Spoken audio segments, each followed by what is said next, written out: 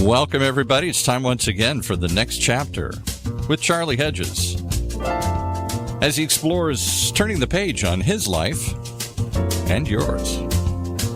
Hey, Charlie. Hey, Paul. Today's show, we have author and life coach Sherry Stirling Fernandez, who brings to us a delightful array of life-impacting insights. It's all about a vast topic of life mastery. And let me tell you, Sherry pulls it off. In this episode, we discuss the details of her excellent book, Life Mastery, Personal Progression Toward an Infinite Potential. We talk about so many different things. We will talk about being victims, about getting out of victimization, about how we can pursue life in a way that makes sense, that we can truly take control and be masters of our life. And Sherry is a fine life coach. She has had several businesses, gone from personal fitness to life fitness, and she has a desire to share that story with us and has done it so well. So let's welcome Sherry Stirling Fernandez to the next chapter with Charlie. Sherry Stirling Fernandez, it's so good to have you with me here on the next chapter with Charlie. Thank you for being with us. Thank you, Charlie. It's nice to be here. I appreciate being asked.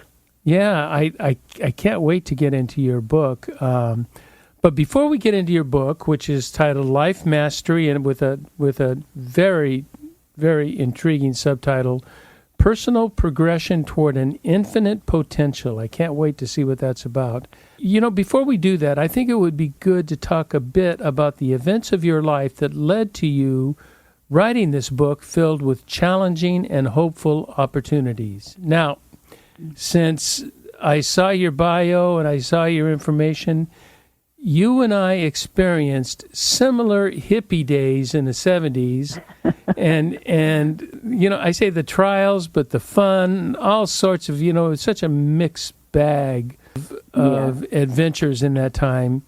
And I'd like to ask you an unusual question, one that's not typically expected from those of us who experienced life in that period. What did you feel that you learned about life from the trials and the rebellions and all of that sort of experience? What did you learn about life in that period? Can you articulate that? You're right. Nobody has asked me that question before, and that is a good question. And, of course, we can't hardly do anything without learning something if we just try. I think mostly what I learned is that I did eventually not want that kind of out-of-control feeling in my life anymore, feeling like I was just going from living day to day and going to one party to the next. I felt like at some point I had enough and I wanted stability. Yeah, that was more important to me. I couldn't grow in that environment very much because there was no consistency. And at one point, at the early time, growth is not even an issue, is it? And then somewhere in the middle of it, you say, I've been doing the same thing for a long time, and I'm just the same person, and I feel like there's something different or something more profitable, something more exciting, something more adventurous in my life. And you sort of get that feeling as time goes on. And for me, it lasted about 8 or 9 years. I don't know how long it lasted for you, but it probably did about 4 or 5 for me. Oh, that's good. That's good. Now, you know what was really interesting during that time for me? I was, I partied hard. I was a high-functional alcoholic drug user, and I had a very successful job where I grew from essentially janitor to a division manager in a decade. But that was all during that time, and so there was growth going on, but I was beginning to sabotage that growth, and there needed to be a great change in my life, and there was a great change in my life. Now, you told me that you found that many successful business people fall into the trap of a primary focus once they start their business and fall prey to productivity that it becomes a detriment to a balanced life. But you started a business about fit body that turned into fit life. Talk to me about your entrepreneurship. I know you had a construction business before that. So you really went right from hippiedom into yuppiedom and got right into the middle of the business thing. How did that occur? Well, it was, necessity is the mother of invention, as they say. So when I got married, I was not productive in those years, Charlie. Good for you for being able to still at least grow in your career choices. So when I decided to settle down and got married, and one of the reasons I did that is I did have this child, and I thought I need stability for her, and she needs a father and that kind of thing. So I found somebody, fell in love, and we got married and all that. But he was from the same lifestyle, right? So we had wasted our years where we might have gotten an education. We came right out of high school and hit the road, different states. He was from California and I was from Idaho, but we had nothing. We just really had nothing. We had another baby not too long after we got married, and so there we were, these two little girls, and we just could not put food on the table. And here I was with all these ideas of I had so much I wanted out of life. I really wanted everything. I wanted financial freedom. I wanted no ceiling on my finances, but I wanted a deep spiritual life. I wanted a hot body. I wanted to make up for the education that I'd lost. I just wanted everything, and so I needed to go about finding a way to do that. And we were seriously struggling just to pay our utilities by Kim working two jobs, and I would take other children into our home, and we were just scraping to find ways to get by. So to me, the only way that looked like we could get out of it was to start our own business and develop ourselves to a point where we had the ability to start our own business and the other things that I wanted in life as well, to be fit and educated and all those things. So what made you start your own? It took really about a decade to get that first business where we were actually supporting ourselves. What made you want to start your own business rather than going into, some sort of corporate or some sort of job and earning a salary, that you decided you wanted to be in control? What was the driver around that?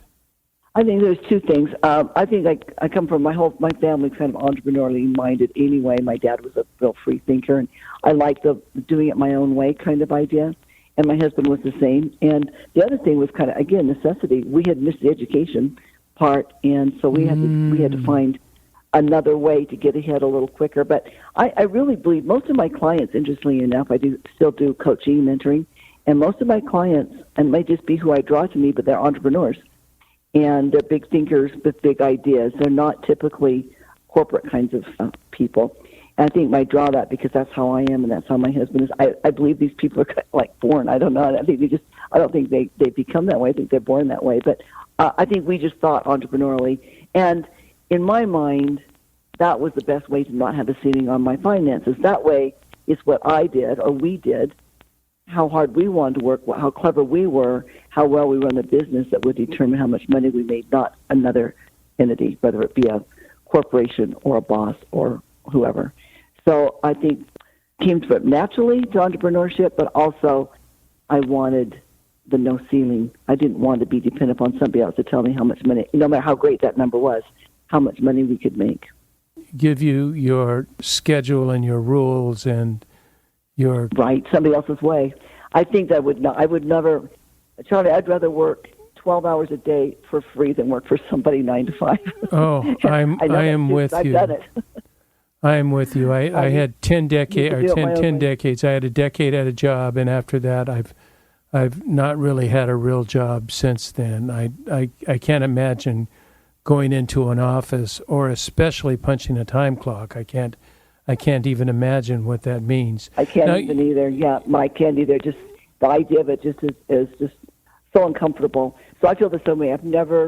I did work for a little bit just before I got married. I found a job in a really high-class place called the Trailer Factory. I was actually doing drafting, so it wasn't too bad a job. But once I quit that job, I don't feel I've worked my tail off all my life, but I never really felt like it was work.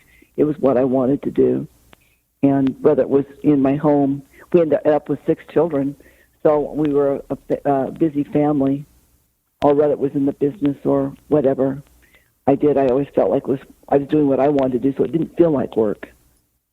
Isn't that the truth when you're in that flow state and in that is consistent with who you are created? It doesn't feel like work.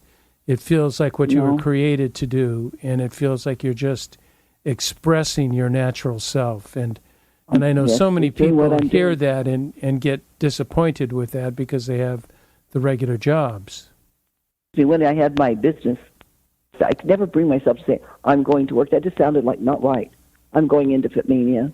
I've got clients today. I've got to go to the gym, whatever it was. But I never ever in all those years I had that business that I'm going to work. That felt wrong. It didn't feel like what I was doing. I had an enterprise, and I was going to go, and I had people counting on me, and I was going to go take care of it. It never was going to work. So I never had to do that. You are a go-to person. You are somebody that makes something happen. Now, something you said, 5 minutes ago, and you were talking about those early days of non-production, and you mentioned something that is still kind of haunting my mind, and you mentioned something that you were wasting your life. I wonder, do we ever really waste our life, or is it just opportunity for something different? That it is not, it's not directly related to what we're trying to do, but indirectly it's giving us so much information, even if it's negative information. It's impetus to do what we want to do better. So talk to me about that. What do you think about? Can you waste your life, or is it a learning time instead of wasting? I think you've got options there, right? You can grow. Older is not necessarily wiser, right? Some people grow older and wiser, and some people grow older and they don't grow wiser. So it depends on what you do with those. I think for you and for me that we learned something. If I didn't learn anything else, I learned I did not like not being productive. It didn't feel good, and that lifestyle didn't make me happy in the long run. I think it was important for me I've got a lot of energy and this desire to touch and feel and see everything. And I was picking the wrong, you don't have to see everything. You don't have to see the bad things, right? But I didn't know that yet. So it helped me channel that. And I did learn a lot of things. And I learned, I met my husband, obviously.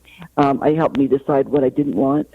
I did learn a lot of things, but you can choose whether to learn something from your experiences or just have them be experiences. You and I both have people who are our age, and we're a little bit older than most people, and we know people at our age that have not learned and are making the same mistakes they were making 20 and 30 years ago, right? So you've got a choice. You can learn from the experiences that you've had. I do believe this, and I put this in the book. I said this firmly after talking about my childhood, which was kind of volatile. I have no resentment about my childhood at all, because if you like who you are, you've got to like everything that happened to you, because it made you who you are. If you don't like who you are, then you go to work and fix it. But every experience that we have makes us who we are. And I like who I am, so I am happy about those years because it helped form me and helped me become the person that I wanted to be. How it worked, I don't know exactly, but I just know that has to be true. That all of these experiences build one upon another to create who we are going to be. But it's still our choice if we're going to use them, grow from them, or we're just going to keep making the same mistakes over and over. That is so true, Sherry. It is just so sad that so many people cannot get over the past and believe the false stories that were told them, believe the negative experiences, and just think that they are somehow cursed or destined to continue to experience that, when that just is not, that is not the truth. It doesn't come just with an overnight insight. It comes with commitment, discipline, work. It comes with open-mindedness, willingness to see that other people maybe treated you unfairly, but there was also maybe some of it was your responsibility, and that you have access. I mean, you have agency to change those things that were negative in your life, and there are so many people, and as they get older, it seems seems to go a couple different directions. You get deeper into your negative pathology, or you sort of rise above it, and I don't know if rise above it is the right word, but you mature. And you mature into what is almost a lost art among many old people, and that is wisdom. And that you use your experiences, and to me, does not mean that you know what to do next, but you know, for other people, what other people should do next, but that you have the right kind of questions to ask them. You have the right kind of, have you considered X or Y? You know, I just was speaking with a friend who wants to make a major career shift at 70 years old, and I asked him a set of questions, and he just said, gosh, we need to talk. You know, because to me they were wise questions, and I wasn't trying to guide him in any particular way, because the guidance has to come from him. It has to come internally, but my role as an advisor with him, or coach, or whatever you want to call it, is to help him ascertain what those are. And that's the value of a good coach or a good mentor, I think, is that's you help people see what they really want and ask the right questions. I think that's excellent. I have a reputation for being wise, and I don't say this to my clients until I know them pretty well, but I say that's because I've made so many mistakes. Oh, I know. If you learn from your mistakes, you can be really, really wise. I know. And so anyway, I certainly won't tell my children that when they were little, but that's really the truth. You know, a lot of the wisdom that I have came from the mistakes, and I made some whoppers. Oh, of course. You have to. How do you not? You have to live in denial to say you didn't make some whopper of mistakes. Yeah. Well, I might have made a few more than most, but I think the pendulum swung the other way now. I think I did a little better. No regrets. I was going to share a little experience with you. It just occurred to me, and I think maybe it's valuable to what you're saying, is when my parents divorced when I was 7, and there was 4 of us little girls, my dad, my mother, they each remarried, and that's a whole other story. But the thing I wanted to tell you here was that my mother married an alcoholic, and he's the kind of guy that marries a woman with 4 little girls, we'll just put it that way. And while the abuse that I suffered wasn't brutal, I was abused in that situation. We weren't there a long time. When my mother found out, she threw him out, and that was another thing. But years later, this happened when I was 8, 9. So years later, my parents got back together again. I'm a bratty 14-year-old, and we're having an argument. I'm sure I was just being bratty. And my mother said, "You're just mad because of what Max did to you." It had never crossed my mind to be mad about that. I never even thought about it. It was just like an event. And I don't know why I processed it that way.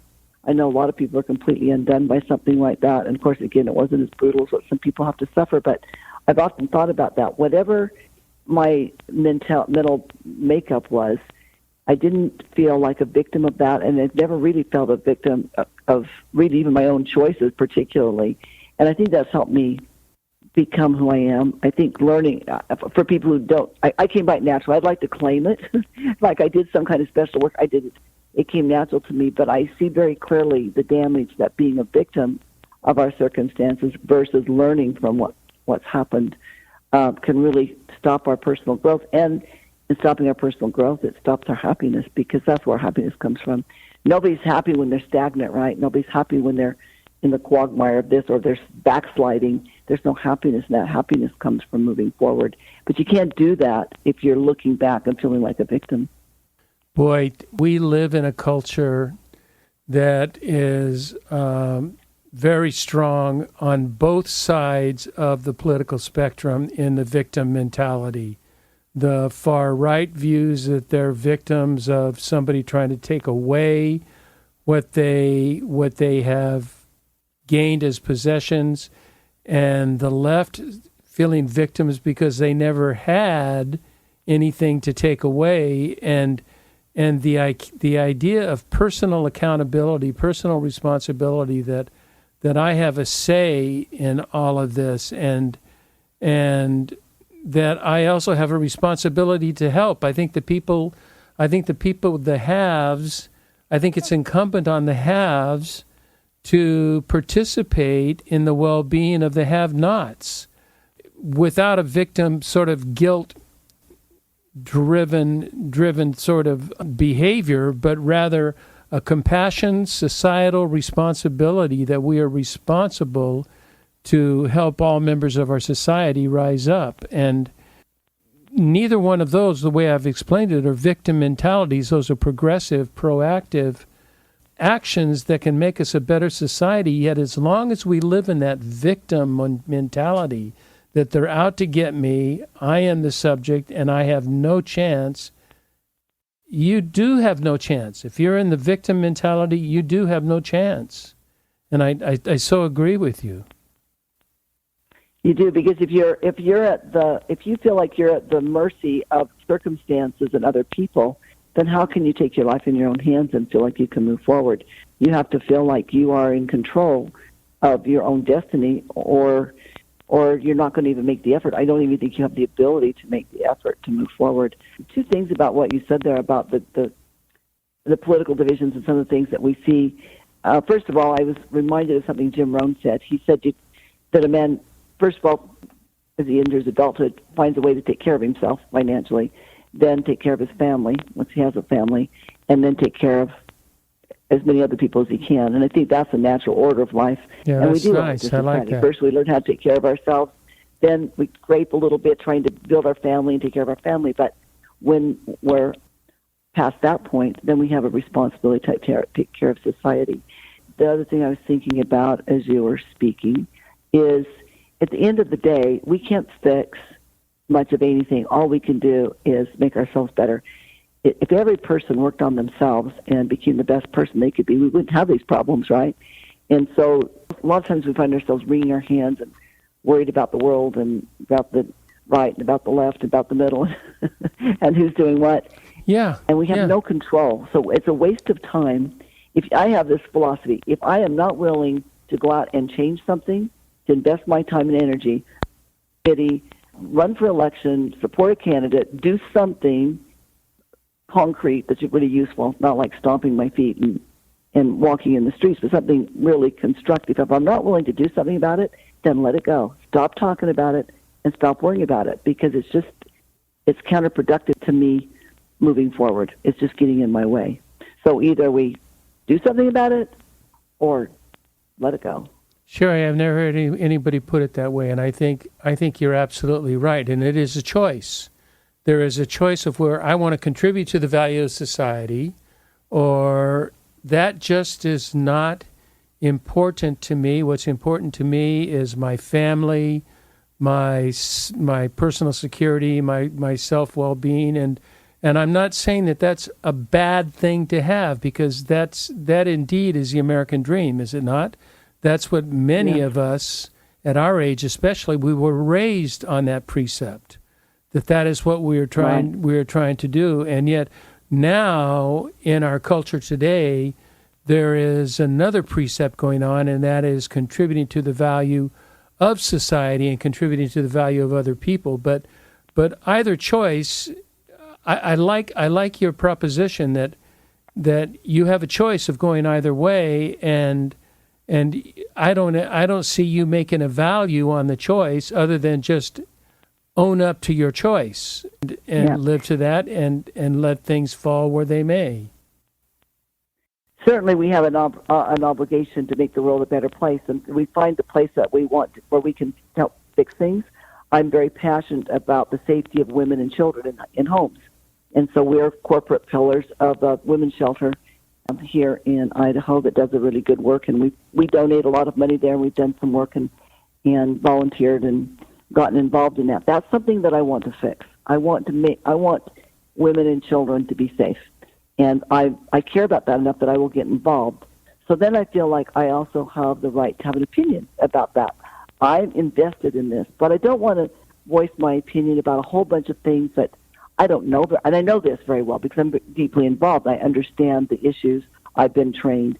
I don't want to be spouting opinions about things I don't really know about. I'm not going to really do anything about, or I can't do anything about. Would if I could, but I can't, because it wastes my time. It just gets me caught up in negativity that doesn't help anybody. and we get caught up in this negative cycle. We gripe and complain about the right or the left or the president or the mayor or the governor or the whatever it is. Vote them out of office or just get back to work. I'm busy doing me. I guess that's my point. I'm busy doing me. I don't want to get caught up in things I can't fix. Yeah, and the social surrounding you're in, you and the social surrounding that you're in, and my wife and I are very much the same way. We just help where we can, and then we just get to it.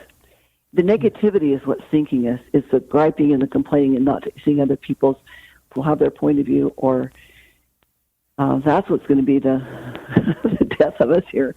Boy, we are sidetracking off the book.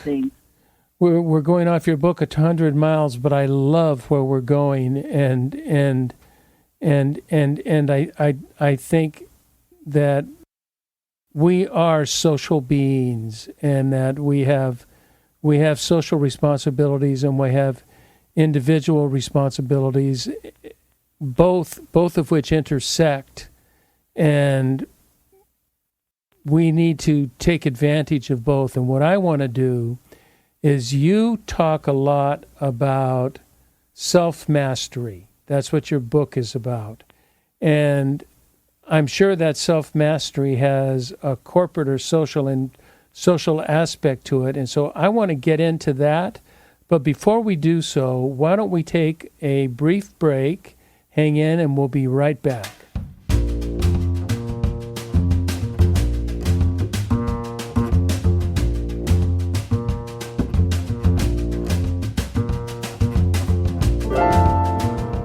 Hi, this is Charlie Hedges, and I want to welcome you once again to the Next Chapter with Charlie and my very special guest, Sherry Stirling Fernandez, who has written a book, Life Mastery. And Sherry and I have talked about life, the universe, and everything, about social responsibility, personal responsibility, about how you develop an entrepreneurial and a life that will make a difference on this planet. And I'd like now to do a bit of focus on Sherry's book and the very astute principles that she put in there. And Sherry, you told me that you found that many successful business people can fall into the trap of a primary focus on business and productivity to the detriment of a balanced life. That their life becomes only business oriented. And so you write, you started a fitness program, but then you also turned it into a life program. So you had the fit body and then the fit life. Tell me about the transition of how you moved from fit body and a very successful gym, would it be called? Yes, it was a boutique fitness that we had. So and voted very high in Boise, right? Yeah, and we did really well. We were voted best in Boise one year, second another year. And we had hundreds of people through the door, and we really made a difference because I didn't need to make a living off of it. I was able to do it anyway. Fitness is a tough business, but I knew what was right. And so we were able to do it the right way and help people teach true principles and lifestyle, and we really did make a big difference. By me, I mean me and my staff, and my husband later, when he retired from his business, helped. So we did make a big difference in that. So that was Fit Mania. But even when it's almost from the beginning, we had a personal development segment of Fit Mania, which was Fit Life. Once people started getting fit, they had these principles they were learning and the self-discipline they were learning. Then they wanted to go on and see what else they could do. Right? I wonder what I could do if I applied these principles to my finances or to my work or to my relationships or to my spiritual life, whatever it was. So it was a natural segue from fitness into other kinds of personal development for people. It's why I put the physical self as the first chapter of the 8 segments of a whole life, because it so often starts there. Not every time, but most people will start there. They learn the disciplines they need and the joy of accomplishment and progress in the physical realm. I asked a couple times about the focus on business. Most of our personal development, self-help kinds of motivational literature I found as I was reading it and trying to pick out these principles for my own success was based in business or business finances, but mostly in business. They were business books that gave a nod to, yes, and but by the way, your relationships are important. Oh, yes, and by the way, your health's important. But they were their examples. They were business people who've been successful in business, and their examples and their approach was mostly about business. I tried to stay away from that, use examples that were more fitness or sports examples, personal stories, more well-rounded, because it's not, we always think of terms of success as people being financially successful or successful in their business. They're a very successful businessman, we would say, or they're very successful, meaning they were successful in their career. But that isn't real success if it's just stands alone. If you lose your relationships or you lose your health, if it costs you too much, those other areas, it costs you too much. It's not really success. So I only work with clients who are willing to set goals in all 8 areas, because I don't want to help anybody find one area of success and lose. You can lose too much if you focus on one part. It doesn't have to be the finances. It could be you spend all your time at the gym and looking good and working out and playing outside. You could lose your relationships or your health or your money. So whatever areas that, if you focus too heavily in one area and you don't keep an eye on the rest, your success in that area can cost you too much. What kinds of teasers or examples do you use to take someone who is focused primarily on business and productivity and to show them the wonder of a balanced life, that it is so much more productive than numbers, than dollars and quotas and goals, that the balanced life is what life is all about. Life is not all about business. How do you attract people to move away from the business productivity and into a more balanced life? I don't ever feel like I have to have move them away from that. I just need them to catch everything else up to speed, right? So I don't, unless somebody's really out of balance, I don't ask them to pull back so much as catch everything up. So I do 2 things. First of all, 3 things actually. I won't work with people if they won't work in all areas again, because I want them to be happy. I don't think there's happiness in just being successful in one area. I could coach in fitness, or I could coach in business, or I could coach in any one of those areas, but I won't, because I just don't think it's healthy and productive. But the 2 things that I do is, one thing I do is I have them a lot of time visualizing what they want their life to look like. Usually pick about a 10-year time frame, and we go in great detail. What does your relationships look like? What does your health look like? What are your finances like? What kind of a house do you live in? What kind of home do you have? What are your finances like? What's your business? What doesn't have to be exactly what you're going to do for money, but what kind of work is it going to be? So we're on a whole big picture in great detail of what they want, and they spend a lot of time on that, and they usually get pretty centered on that. And then the second thing I do, and they can see pretty quickly when things are out of balance, when it's not going that way. The second thing I do is I have an assessment, which is free on my website, by the way. You can download that assessment. It's a very good one. And it asks 10 questions in each of the eight areas of life, and then you plot them on a graph, and then they can see very clearly. It's a very visual, it's on a round graph like a wheel. They can very visual assessment of where they're at, because there's flat places on their wheel, right, because of things that they're weak on, and they see that very clearly. So then they know that we need to go to work, working harder in those areas where they didn't score as well. And then also, once we do that, then I'm working with them. When things start to be out of balance, I remind them, well, remember, you wanted this kind of a marriage. Is that choice going to get you there? You wanted this kind of a job. Is taking this other job opportunity going to get you to this kind of a career that you wanted? Those kind of questions as we aim towards that usual 10-year vision of their life. So those 2 things help people. If nobody says to you, I'm just going to, when they have their 10-year vision, I don't care about those other things. All I want is a lot of money. Nobody says that. They're like, they want a nice, warm, loving relationship, and they want their kids to be happy, and they want a lifestyle. They want to travel, and they've got a lot of other things they want besides money. They just forget that in the pursuit of their business success. Do you find legacy as an issue that you face, or that comes up in 10-year goals? Ask me that question again, Charlie. Do you find that people want to leave some kind of legacy that falls within those 10-year goals that they have, or is that not a big issue at that point? Probably not at the 10-year one, but as we get deeper into it, as we work on governing values, which is like a personal constitution, as we work, and this is all in the book, how to establish these things, but our mission statement, those two things help people think about more of a legacy. This is who I want people, this is the person I want to be, this is the way I want to be remembered, these are some things I'm going to have to do. So that comes up more as we talk about missions in life and, what is my ultimate mission and how do I serve and who do I want to be, what is my actual character going to be like.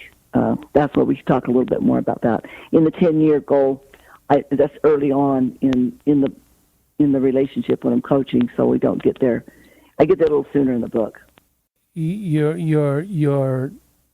Your process is quite extensive. I know you mentioned, and we're going to talk about the 8 areas of life mastery, but before that, you have missions and goals and a number of processes that you use before you even get into the 8 areas of mastery. What would that include?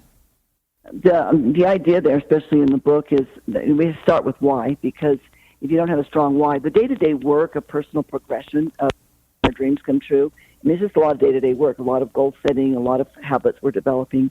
So you want a really strong why to go into that. So I start with this simple fact that we are happier. We've talked about this earlier in our conversation, that we are happier when we're progressing. This is what makes us happy. In fact, this would be the very key to happiness, is personal progression. We are happy when we're moving forward, even if it's slow, which it usually is slow. Real growth really is slow. That's what makes us happy. But in addition to that, if I have a big dreams list, things I really want to see and do and feel and touch and be, and all these great big things I want to do, and I do have my clients do that very early on, and I suggest it early in the book, not because it's the most important, but because it gets you dreaming and thinking big. And, I'd like to climb Mount Kilimanjaro, and I'd like to take Spanish lessons, and, I'd like to be on all 7 continents. And, we start dreaming about all these different things that we want to do. It gets people excited. And then we talk about, and in the book it gives instructions on how to develop your own mission statement, a one-line statement of how we give back. Can you give me a couple ideas of mission statements, what they might sound like? Do you have those at hand, or is that too difficult? On my own mission statement is that I use all my knowledge, wisdom, and personal power to empower others to live with purpose and passion and faith. And so it looks something like that. So one sentence you can bring to mind. So you can use it in little decisions, like when you come across somebody in the grocery store or at work, and you feel not like maybe lifting that person. You remember, I've got a mission, and so I've got to help this person. Or it can be a bigger thing, like, which job should I take? Well, this job meets my mission, and this one doesn't. So I'm going to pick this one because I've got this mission in life. And those are usually pretty innate in people, and they don't change much. Once they find those, they know this is really how I give back to the world.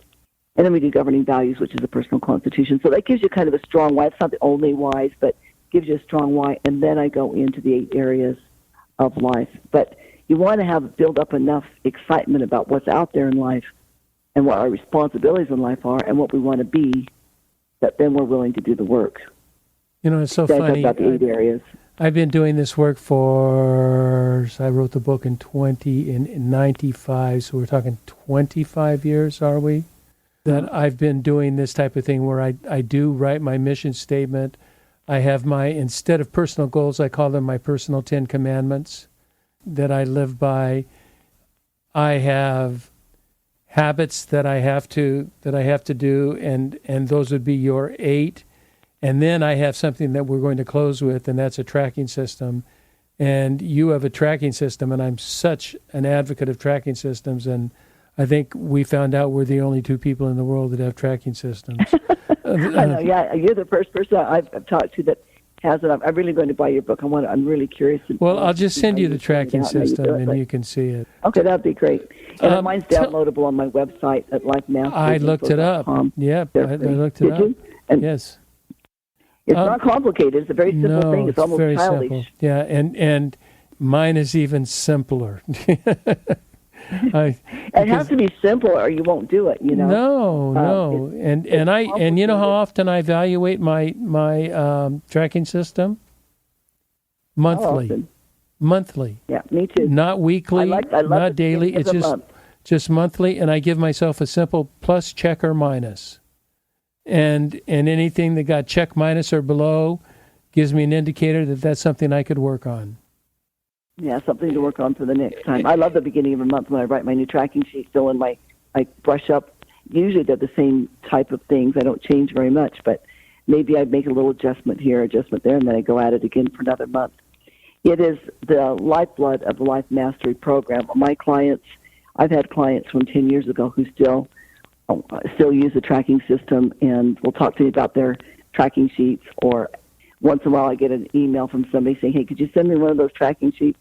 I'm going to get back into it. Very simple system. And again, they're free on the website. I give those away freely. I've done that for a decade because I believe in it so firmly. Let's do this. We have about 5 or 10 minutes left. But what I want to do, believe it or not, in this amount of time is I'd like to rehearse so people know the scope of what you cover in your 8 areas of life mastery. Could you identify the 8 areas and then just pick a couple that you think are essential, that have come to mind, that are repetitive over and over? These are areas that people work on. Can you do that? Is that a reasonable question? Yeah, that'd be sure. So the 8 areas are physical. Of course, our physical body.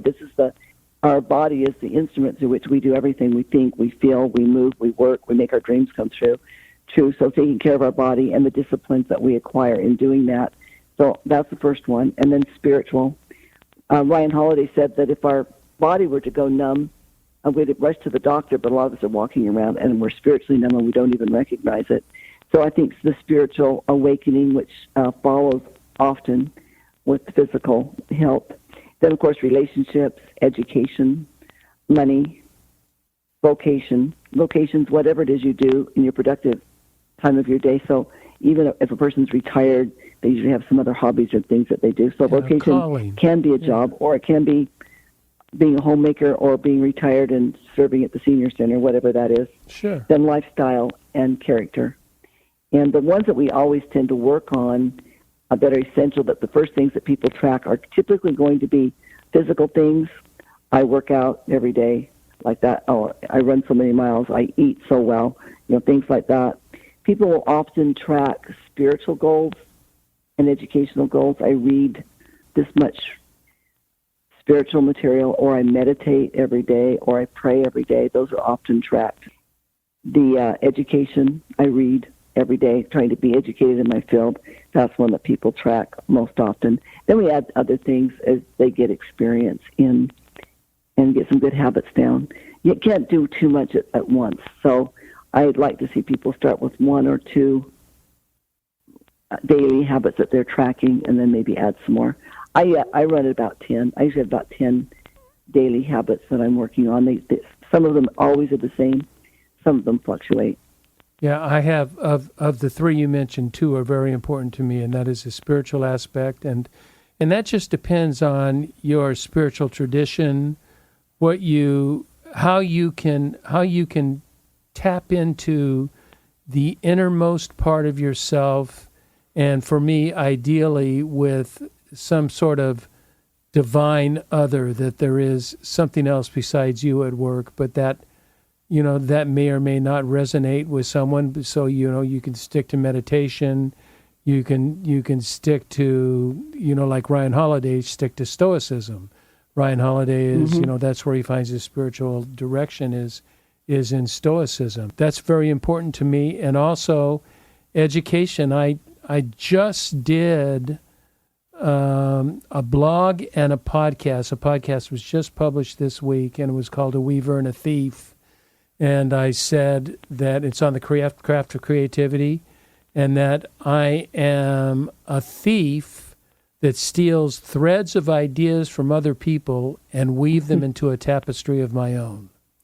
And so, well, that's very well put. I love that. I would feel the same. That is interesting. but I might feel that. but education is critical. I must be reading in the areas of discipline that are important to me, plus in areas that I really don't know much about. And I think, this would probably help me, but it opens my mind and it keeps me objective and it keeps me creative in thinking. So we're right along in the same lines. I have to say, Sherry Stirling Fernandez, what a delightful chat we have had, and you are. I believe that you truly help your clients discover and develop a life that they really want. Now, I know you have programs and licensed coaches. What is that all about? We have a number of coaches as the books come out, and I've been doing this is about my 30th interview, I think. We've had an increased interest in having people wanting some coaching, some mentoring in the Life Mastery principles, which we expected. And so we have developed a few more, with several experienced coaches and a couple new ones that have brought on that have been practicing these principles for a long time. These aren't people that this is new to. These are people who've been ex-clients of mine or still clients of mine, and have been practicing these things for years and years. Some of them for, almost as long as I've been teaching them. And so we have that available for people who would like to read the book or don't read the book, and they are interested in these principles and how to establish daily habits, how to live a well-rounded, productive, successful life, and would like some, not just, a lot of the coaching that we see is kind of like a raw sort of thing, like get up there and go get them. We teach them, while we have spend plenty of time with people and their visions and their goals, we also teach them real skills to make dreams, some systems. Most people lack systems in their goals, and that's what sinks them. So we teach real systems, and then, of course, you've got your accountability. So that we have that available, and you can. And will I get links to that, so I can, our people can get a hold of that, and also I'll put a link on for your book. But I would like link to your coaching and to you. So is that in the publicist material that I received? Or? It is in that material, and it's lifemasteryinfo.com. It's that simple, and I'm available. Sherry at lifemasteryinfo.com. I'm very accessible. If people want to talk to me, well, email me. So don't call me. So they want to interact with me, they can email me, or do social media. I'm very responsive to people who've got questions because I have a mission, Charlie. I've got to live my own mission, so I make myself as accessible as I can. Bless you. What a wonderful attitude. Thank you so much, Sherry. It's truly been a pleasure chatting with you. It has, Charlie. I really appreciate you having me, and I wish you well in the things that you've got going on. I know you're trying to make a difference yourself, and I feel that, and I appreciate that. And I suspect you have a good following of people who are learning a lot from you. Thank you. That's very kind of you. I also want to thank our listeners for tuning in to the next chapter with Charlie. And until next, this is Charlie Hedges signing off. Bye for now.